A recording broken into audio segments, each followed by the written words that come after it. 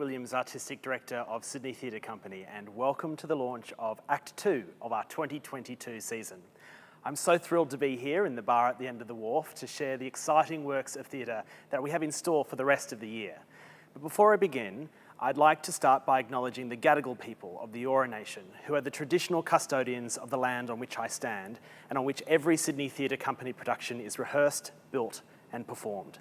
I pay my respects to their elders, past and present, and extend that respect to all First Nations people with whom we work and with whom we share stories. Always was, always will be Aboriginal land.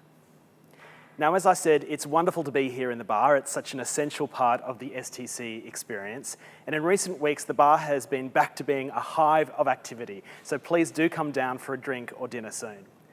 Now, we've already announced 6 sensational plays for Act 1 of our 2022 season, and these shows have kicked off the year in fantastic style. We've opened 2 shows already, Wujung Not the Past, our stunning co-production with Bangarra Dance Theatre, directed by our outgoing artistic director, the supremely talented Stephen Page, as well as the long-awaited Sydney premiere of the extraordinary Triple X by Glace Chase, directed by Associate Director Paige Rattray.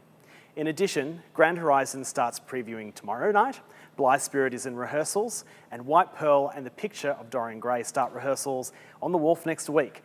So if you haven't got tickets already, make sure you catch these wonderful plays.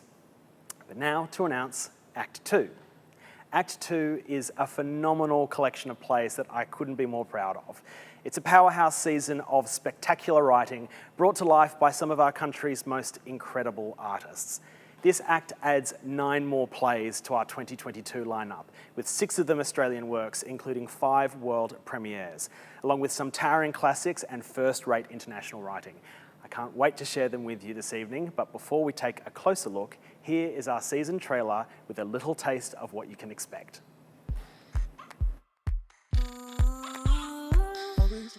Always good.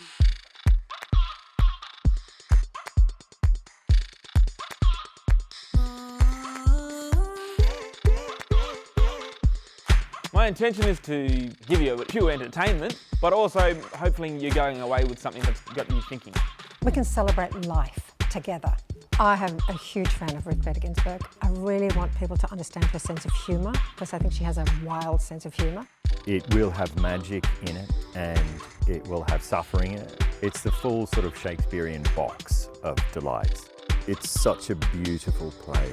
As if I don't want to play this like feminine, feminist, badass woman. Like, be who you want to be. It's a really cracking read. It just rips along, and it's just, there's something I just love about someone who can tell a joke. The ability to use laughter to really tackle these heavy issues is the perfect way to do it. The idea of actually just seeing something from a different person's point of view, it's gold. I think it works beautifully as a horror story, as a psychological thriller, a detective story, and an exploration into the darkest parts of ourselves. Inside of a moment, it can be incredibly funny and incredibly arresting. The language is huge, the emotions are huge, the relationships are massive, and so it's a real challenge and a real joy. It's a really sweet little nut of a script. There's going to be a lot of laughs. There'll be some tears. Let's exhale together. Let's embrace silliness together. Let's share a moment in time together. Let's break the rules together. Let's breathe it in together. Let's have a belly laugh together. Let's look to the future together. Let's open ourselves up to new worlds together. So exciting. What an awe-inspiring collection of Australian theatre makers. Now let's take a deep dive into the plays, joined by a few special guests along the way. And first up in Act 2 is Maine Wyatt's phenomenal play, City of Gold, in the Wharf One Theatre in May. This incredible play had a celebrated premiere production at Griffin Theatre in 2019. And many of you may remember Maine's knockout performance of one of its monologues on Q&A, which went viral around Australia and around the world.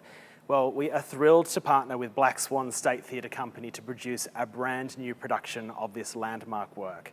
City of Gold is a gripping, nuanced and moving portrayal of a family finding their way through grief and the injustices faced by First Nations people in this country. This new production will be directed by our exceptional resident director, Shari Sebens, with a brilliant ensemble cast led by Maine himself. This is Australian theatre at its absolute finest. Now, City of Gold started rehearsals on Monday this week in Perth, and here are Shari, Maine, and our new Richard Wherrett Fellow and City of Gold cast member, Ian Michael, with a video message from the West Coast. Hi, my name is Shari Sebens. I am a resident director at Sydney Theatre Company, and I'm currently in rehearsals for City of Gold, which I'm directing. Hi, I'm Maine Wyatt. I'm the writer of City Gold, and I am an actor in the show as well. Kaya, I'm Ian Michael. I'm Sydney Theatre Company's Richard Wherrett Fellow, and I play Cliffhanger in City of Gold. Yay! So we're coming to you all live, well, pre-recorded, but live in the moment, from Wajak Noongar Puja. We're currently in rehearsals. It's our first week. We're not in the rehearsal room because this space here is just too beautiful to not sit in. And what are we doing, mate? We're having a crack at the script for the second time around. Second time around, this is a new production with co-production between Black Swan Theatre Company and Sydney Theatre Company.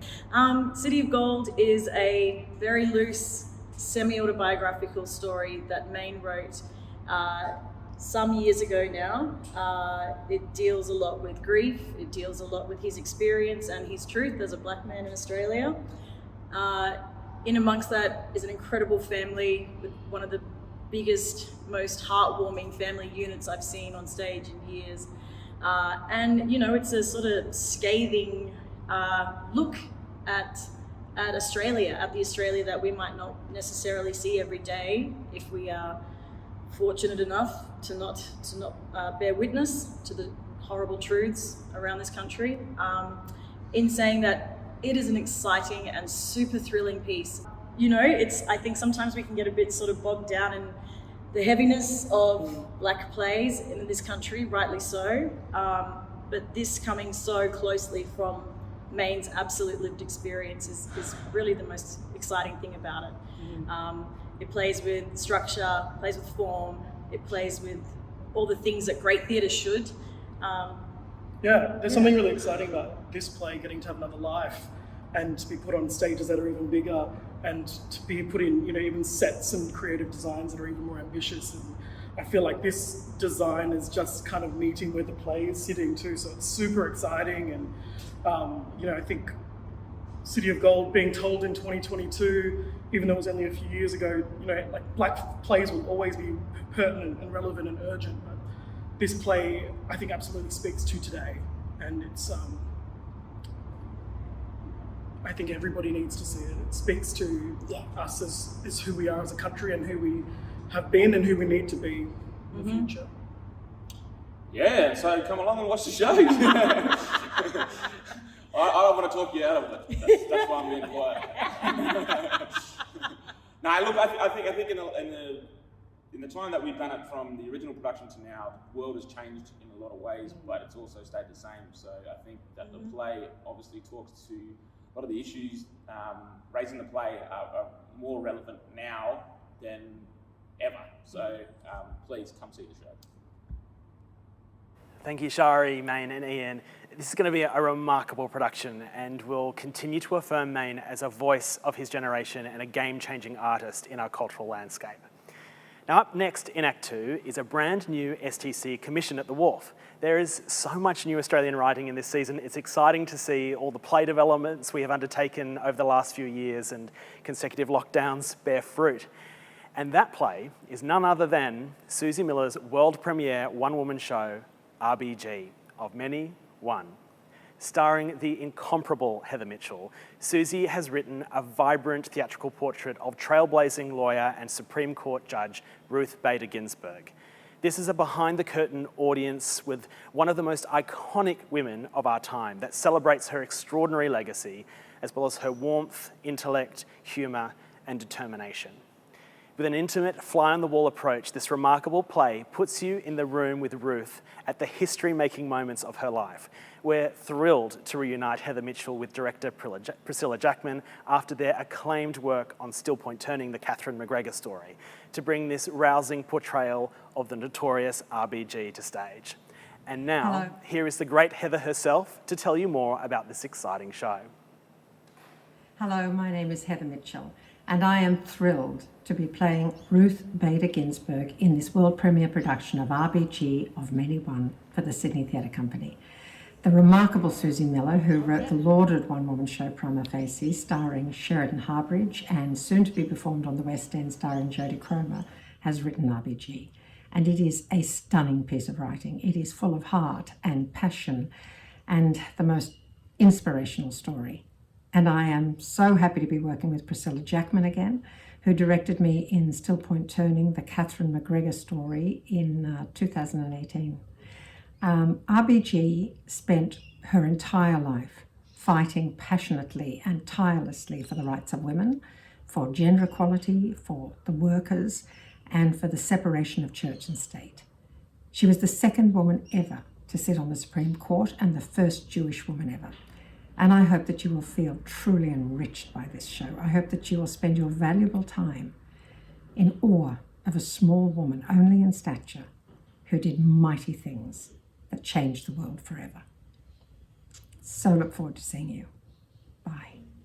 Oh, thank you, Heather. I'm so excited for this show and thrilled to have Susie Miller's work on our stages. That's RBG in the Wharf in October. Now, we'd normally have our resident director, Jessica Arthur, here with us to talk through the season, but Jess is currently in the Grand Horizons dress rehearsal as I speak.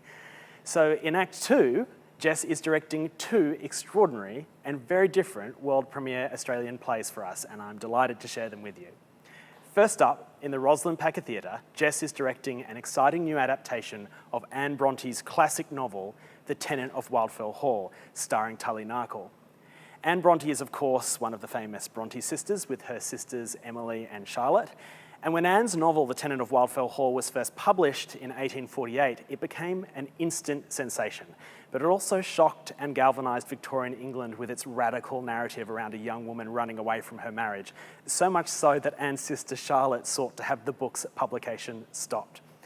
We are thrilled to have Emmy Hoy, a member of our inaugural Emerging Writers Group, as the playwright bringing Anne Bronte's novel crashing into the 21st century.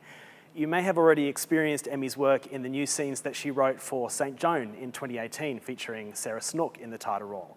Well, Emmy has written a superb adaptation of Anne's groundbreaking novel, mixing a contemporary perspective with lush period drama. Think a mashup of the BBC's Pride and Prejudice with Fleabag. There'll be costumes, there'll be romance, there will be witty repartee with a contemporary edge. It's going to be a very big night out at the theatre. Now, Jess's second play for Act 2 is a brand new comedy by Angela Betzian called Chalkface, playing over at the Opera House in the Drama Theatre. Chalkface is a laugh-a-minute comedy set in the staff room at a primary school with a pair of hilariously mismatched colleagues played by Catherine McClements and Stephanie Somerville. These 2 teachers, one a jaded stalwart and the other a bright-eyed, idealistic up-and-comer, engage in a hilarious battle of one-liners and pedagogical perspectives for supremacy over the staff room. Audiences will be familiar with Angela's work from her play The Hanging, and also her writing on TV with shows such as Total Control. This is a fantastic and funny play that offers a peek into that abiding mystery of our school days. What do teachers get up to when they're behind that closed staff room door? And now, let's hear from Jess herself about these 2 shows with a message from the Grand Horizons rehearsal room. Hi, I'm Jessica Arthur and I'm one of the resident directors here at Sydney Theatre Company. I unfortunately can't be with you live tonight because I will be in the Rosslyn Packer Theatre remounting Grand Horizons and we'll be knee-deep in a tech run. So instead, I've pre-recorded this from the rehearsal room and I'm very excited to tell you about the 2 plays I'll be doing at the end of this year. So the first one is The Tenant of Wildfell Hall, which is an adaptation of an Anne Bronte novel by the brilliant Emmy Hoy. I've always admired Emmy Hoy's work and I'm so excited to be working with her. When I first read this piece, I couldn't put it down. It travels through time and it's this incredible story of this woman doing something that I think is incredibly contemporary and still quite resonant right now. And I can't wait for you to come and see it. And the second show I'm directing is another new work by the also brilliant Angela Betzian called Chalkface. And it is about a primary school, and specifically it's set in a primary school staff room.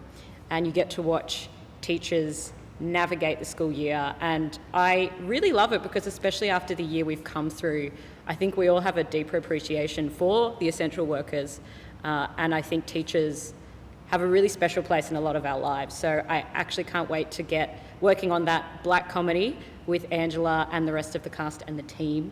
Can't wait to see you all at the theatre very soon. Thanks, Jess, and chukas to the Grand Horizons team for their first preview tomorrow. Now, the next show in Act 2 was one of our most anticipated shows of 2021, but unfortunately didn't make it to the stage due to last year's lockdown. And that show is The Lifespan of a Fact, starring the phenomenal Sigrid Thornton.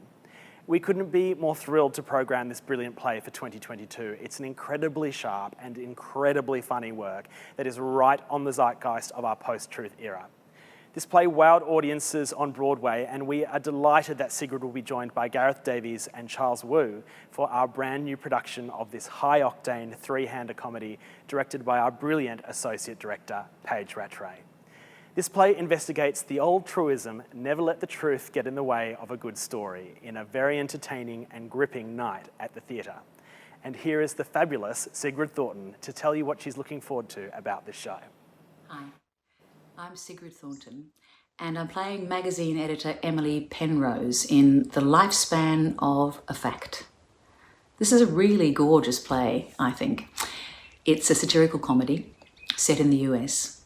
It's sharp and biting, hilarious, exhilarating, but importantly, it's discussing a topic that's really front of mind for most of us, I believe, in today's world. Namely, as the title suggests, truth. The importance of truth, the elasticity of truth, where subjectivity ends and objectivity begins, and vice versa.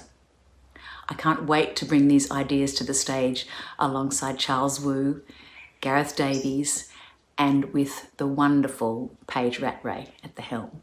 So I'm very, very excited to be performing on stage at the RosPacker. I can't wait to see you all there to have our brains teased and a lot of fun at the same time. See you there. Cheers. Thanks, Sigrid. Very exciting production, this one, coming to the Rosalind Packer Theatre in September. Now for our first in-person guest. I'm thrilled to be joined live by our wonderful directing associate, Courtney Stewart, to chat about a couple more Act 2 plays. Hi, Courtney. Hi, Kip. Thanks for joining me on this muggy, stormy afternoon. Thanks for having me. Courtney, tell us about the show that you're going to direct. It'll be your directorial debut for STC. Yes, it will be. The show I'm directing is Top Coat by Michelle Law.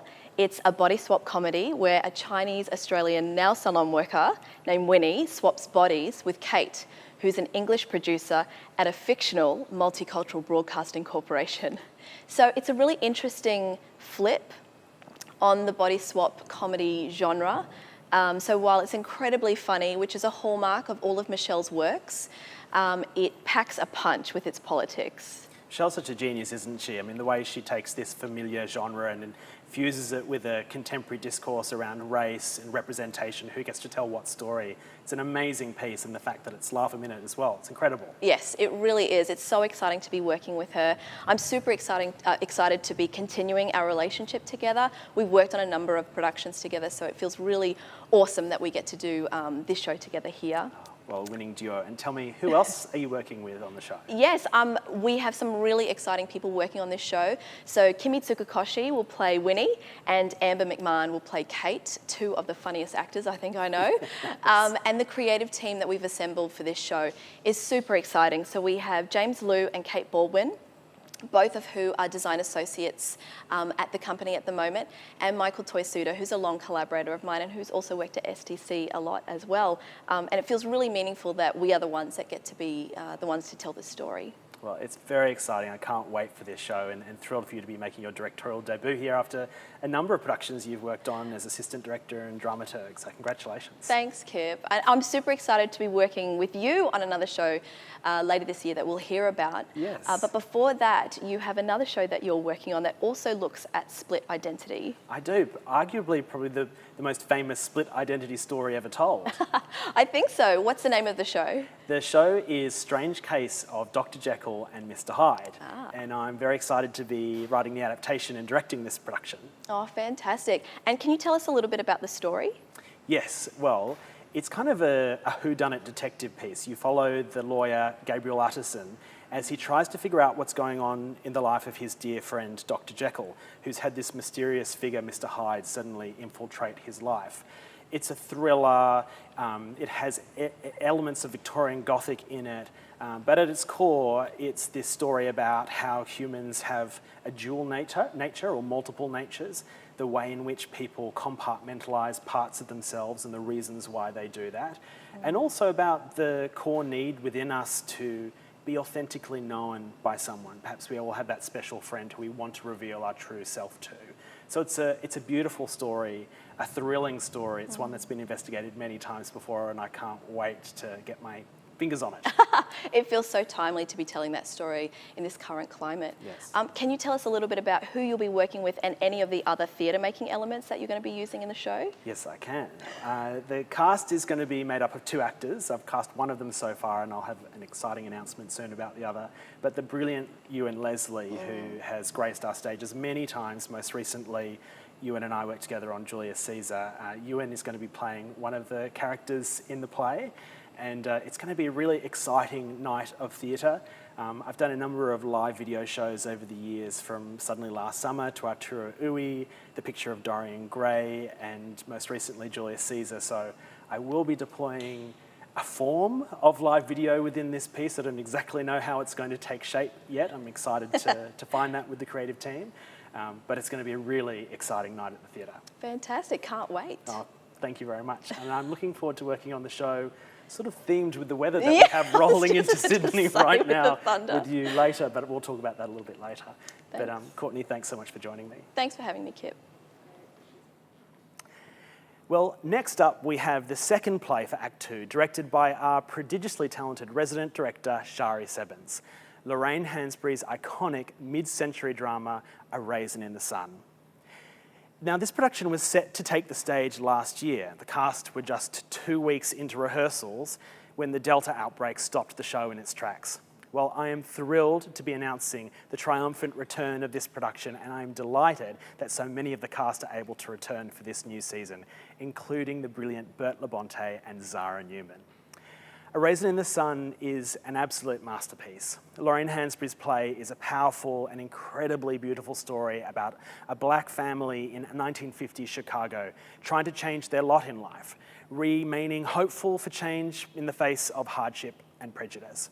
That Hansberry wrote this play when she was just 28 years of age, and that it was the first ever play by an African-American woman to open on Broadway makes it even more remarkable.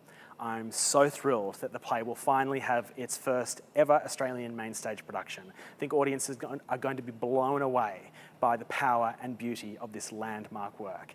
And now here is the exceptional Zara Newman to tell us a little more about the show.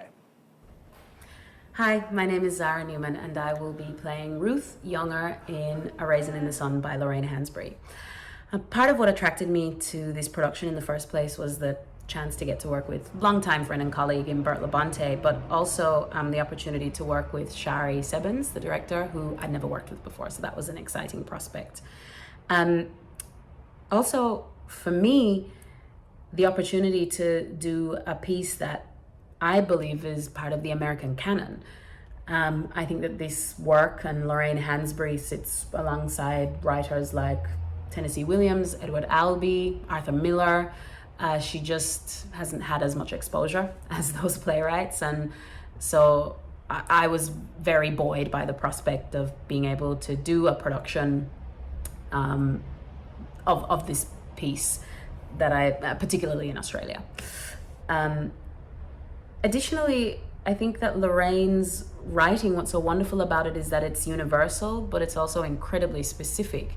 I mean, this particular piece that Lorraine has written is based on a personal experience. It's based on her experience as a child and the experiences of her family in living in Chicago. And, you know, I think I'm remembering correctly, Lorraine Hansberry herself has said, you know, in order to create the universal, or in order to demonstrate the universal, you have to pay incredible attention to detail and to the specifics, to the detail of the specifics. And I think that's definitely what she's done here. Yes, it's a story about this particular family, a Black American family in the south side of Chicago, post-war America. But the themes and the conversations that are being explored, the tensions being explored in the play are universal. They go beyond that. And in that way, I think that the play traverses race. I would hate to think that people think that this is just a play about race. It's not, it's about so much more. I think that's quite reductive. I think the play deserves more than that. It's about class, it's about family, it's about generational differences, it's about dignity, it's about aspiration, it's about gender. Those are themes that I think traverse the racial divide. So I think in that way it's a play that anybody can relate to, regardless of their race. And the play is incredibly political as well, which I think is part of what makes it still resonant. I'm reminded that when the play premiered on Broadway, it had only been a number of years since the murder of Emmett Till, and that was a significant moment not only in civil rights history in the US, but just in US history in general. And it makes me think that we're putting on this play in 2022, and a number of years ago we had significant attention, worldwide attention, condemnation and protest around the killings of young Black men, particularly in America, but also globally. And so I think in that way, this play is still resonant. It's still the context in which that piece was put on, and the environment and the concerns and the tensions and the discussions and the political rhetoric. Some of those threads of conversation are still happening today, and in that way we see that the play is definitely still resonant and relevant. I think that people can expect to be challenged. I hope that it is challenging, but it is also uplifting. And Bert Labonte, I'm sure, will provide lots of jokes for you all. We can rely on him for the humor portion of the evening. But look, I'm just really excited to be able to sink my teeth into it, and I look forward to seeing you all in the theatre soon. Thank you, Zara. The prospect of Zara and Bert acting opposite each other in this incredible play fills me with such excitement. Don't miss this one. Now, for the last show of Act 2, closing out the year, we welcome back an icon of the STC stage, Richard Roxburgh, playing Prospero in The Tempest. I am so thrilled to be working with Richard on this play. Many believe The Tempest to be William Shakespeare's final work, and you really feel that when you read it. It's a magical and deeply moving reflection on life, love, and what it means to let go. Richard is unquestionably a phenomenal Shakespearean actor. His Hamlet has gone down in the Australian theatre history books as one of the greatest of all time. I can't wait for him to tackle Prospero, the enigmatic sorcerer at the heart of this play, joined by a huge ensemble cast in the Rosslyn Packer Theatre and a team of some of Australia's most brilliant creatives, including Jacob Nash, Elizabeth Gadsby, Nick Schleiper, Stephen Gregory, and Courtney Stewart. And now, here we have the man himself, Richard Roxburgh, to tell us a bit more about the play. Hello folks, it's Richard Roxburgh here, and I'm incredibly excited to announce that I will be playing the role of Prospero in the end-of-year production of Shakespeare's The Tempest. This is something that's been a long time collaboration under discussion with Kip Williams. I'm incredibly excited to work with him. We've been trying to find the perfect thing to do at the perfect moment in time, and what could be more perfect than this play, which is in large part a kind of love letter to Shakespeare's life in theatre itself, to the craft of theatre and the majesty of theatre. And so what better thing could we do after this endless turd of a pandemic than this really exquisite work. I actually haven't done theatre for a long time now, so that's kind of alarming. I hope I still can do it. The last thing I did was the Broadway production of The Present, which was 5 years ago now. So, you know, who knows if I can do it anymore. That alone might be worth the price of admission, just to see an actor fail so spectacularly. But early indications are that it will be a very, very beautiful, deeply felt work that we're all incredibly passionate about. And I will see you there. Thank you so much, Rox. I'm so excited to work with Rox on this one. It feels very auspicious to be launching this play as a Tempest rolls into Sydney. This is going to be a grand, sweeping and deeply moving work that, as Richard has just said, celebrates the magic of theatre. Do join us in the Ros for The Tempest in November. Well, there you have it. Act 2, adding another 9 incredible productions to our 2022 season. Now, to get yourself a coveted season ticket package for Act 2, you will need to select 4 or more plays. And as always, renewing season ticket holders get priority access to the season from this coming Tuesday, the 22nd of February, with season tickets going on sale to everyone else on the 21st of March. We'd love to have you join us as a season ticket holder this year. In closing, I would like to say a few thank yous. I'd like to start by thanking our artists, our theatre professionals, and all of the staff here at STC. It's an honour to create theatre with you all, and I'm so pleased we are all back doing what we love, making theatre. And of course, we are so very grateful to our amazing family of donors. STC currently has 8,027 donors, contributing to all levels in all aspects of the company's work. I thank each and every one of you and ask that if you can, please continue to support us over the year ahead. I would also like to say thank you to the STC board and foundation directors for your guidance, support and leadership. And of course, thank you to our government partners, the federal government through the Australia Council and the New South Wales government through Create New South Wales. Their increased funding through the pandemic has been incredibly welcome, and we are very appreciative of it. They have shown understanding of what is required to bring theatre back, and we deeply value this opportunity to work more closely with them. And thank you also to our generous corporate partners. We so appreciate your ongoing commitment as we plan for the future. And thanks to all of you for coming back to the theatre and for joining me today as we celebrate the exciting year of stories ahead. I'm so thrilled to have shared this season with you, and I can't wait to experience these plays together in the theatre with you very soon. Thanks for watching, and see you at the theatre.